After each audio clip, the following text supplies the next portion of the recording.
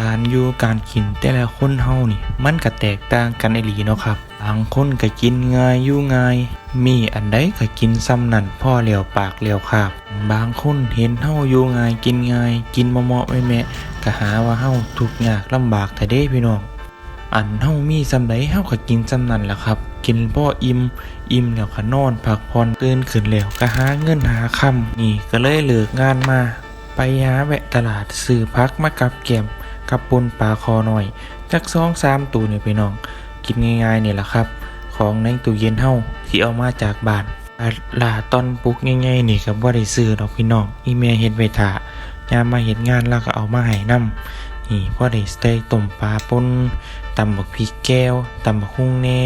ไปจั่นล่ะพี่น้องบ่ได้ซื้อได้หาหยังดอกแม่นอยู่บ้านป่นปลาคอหน่อย3ตัวนี่กินได้เบิดครอบครัวที่อาจจะได้แบ่งพี่แบ่งน้องไปอยู่ไปกินน้ำกันได้เด้อครับพี่น้องเรื่องพักกับแกมนี่อาจจะบ่ได้ซื้อได้หาจักบาทก็ได้ครับหาเก็บน้ำหัวน้ำสวนพอได้ลวกบักพริกบักพายหอมแดงเฮาก็บ่ได้ซื้อเด้อครับอันนี้ก็เอามาจากบ้านเก็บไว้ในตู้เย็นได้โดนครับเฮาก็นำมาจีแล้วก็มาตำใส่ป่นนี่ล่ะครับบอกเลยครับบักพริกอยู่แถวบ้านนี่หอมใครก็ซื้ออยู่ตลาดอยู่ครับปลาคอหน่อย3ตัวมันบ่แม่นน้อยๆนี่พี่น้องได้ป่นด้วยบ่ไงหั่งใส่น้ำหลายหั่งได้หลายเด้พี่น้องนี่ตำมุนๆแน่นี่โอ้กินได้เบิดบ้าน